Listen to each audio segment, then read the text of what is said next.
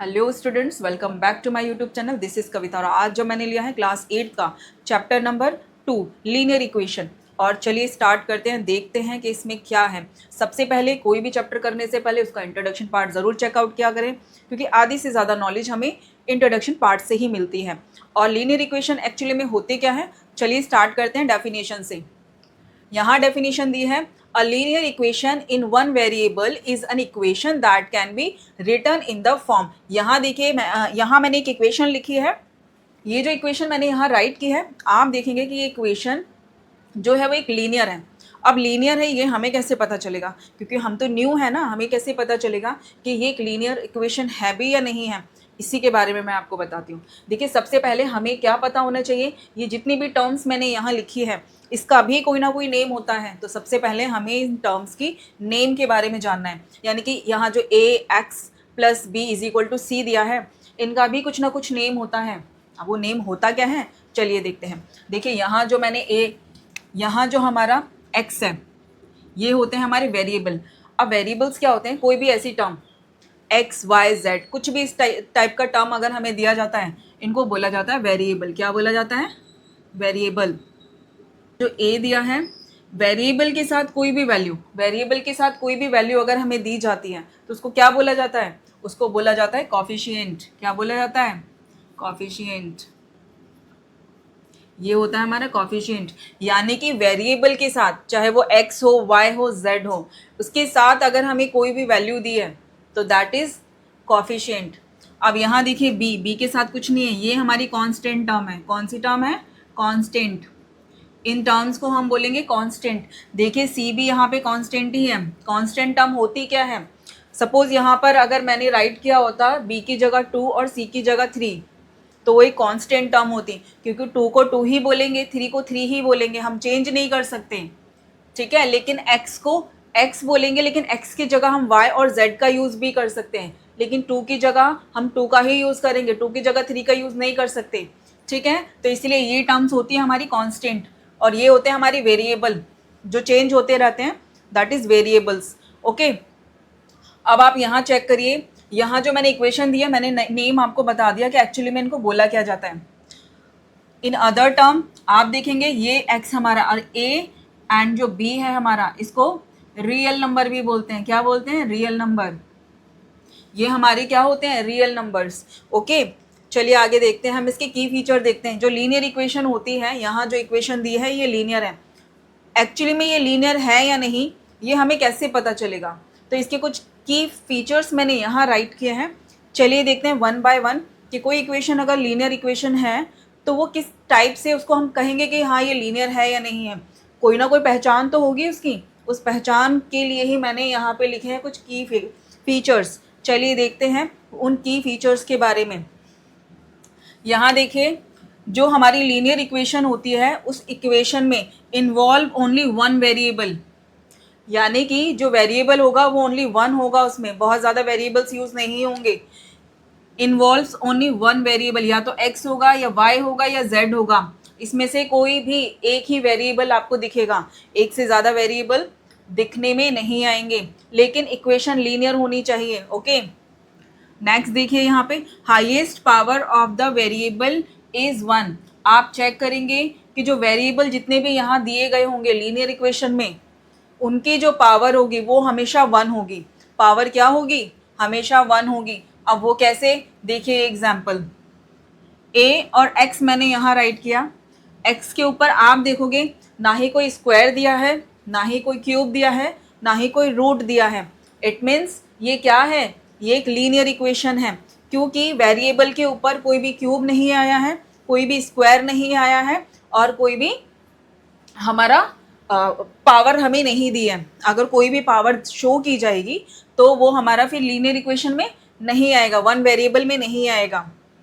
A graph of such an equation is a straight line. आप देखोगे जो graph बनेगा वो हमेशा कैसा बनेगा, एक स्ट्रेट लाइन में बनेगा। अब जो ग्राफ इसमें बनेगा, यानी कि लीनियर इक्वेशन में जो ग्राफ हम ड्रॉ करते हैं वो हमेशा हमारा कैसा होता है, एकदम स्ट्रेट लाइन में होता है। अब वो कैसे होता है, चलिए मैं बताती हूँ आपको। यहाँ पे मैंने एक्सिस लिए, ये हमारा एक्स एक्सिस है और ये हमारा वाई एक्सिस है। आप देखोगे यहाँ मैंने 0 को लिया 1 2 3 4 5 6 और यहाँ वाई एक्सिस पर मैंने लिया 1 2 3 4 एंड 5। ये मैंने एक्सिस पर नंबर्स को लोकेट कर दिया है। अब मैं आपको बताती हूँ कि जो ग्राफ बनेगा वो हमारा कैसा बनेगा, स्ट्रेट बनेगा। अब सपोज यहाँ पर मैंने x लिया कितना 3 और y कितना लिया 5। अब चलिए हम देखते हैं हमें ग्राफ बनाना है तो कैसे बनाएंगे। x एक्सिस देखिए हमारा ये वाला है, तो ये है हमारा 3 और देखिए y एक्सिस ये है, तो ये है हमारा 5। तो आप देखेंगे यहाँ जो हमारा ग्राफ बन रहा है वो कैसा बन रहा है, वो एकदम स्ट्रेट बन रहा है। स्ट्रेट बन रहा है ना हमारा ग्राफ, तो इट मीन्स जो हमारा linear equation in one variable होता है उसमें जो ग्राफ बनेगा वो हमेशा स्ट्रेट लाइन में होगा। ठीक है, कोई जिगजैग पैटर्न उसमें हमें नहीं दिखेगा। Next, allow addition, subtraction and multiplication. आप देखेंगे कि कोई भी लीनियर इक्वेशन को अगर हम सॉल्व करते हैं तो जनरली उसमें हमें क्या दिखता है, या तो हम उसमें एडिशन करते हैं, या हम उसमें सब्सट्रैक्शन करते हैं, या हम उसमें मल्टीप्लिकेशन करते हैं।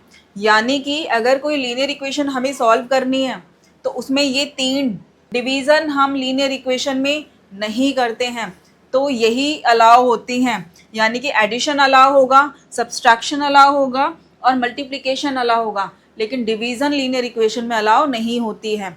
ठीक है, ये की फीचर्स हैं, माइंड में रखना। Variable never multiply with each other. अब आप हमेशा ध्यान रखना, जितने भी वेरिएबल्स होते हैं, आपको पता चल गया वेरिएबल क्या होते हैं, जितने भी x y z जो हमें लीनियर इक्वेशन में दिए हुए होते हैं ये सारे हमारे वेरिएबल होते हैं। अब हमें चेक करना है कि कोई भी वेरिएबल एक दूसरे से मल्टीप्लाई नहीं होगा। लाइक यहाँ मैं एक टर्म लिखती हूँ ऐसे, x एंड y, ये क्या होगा, ये एक दूसरे से मल्टीप्लाई नहीं होंगे।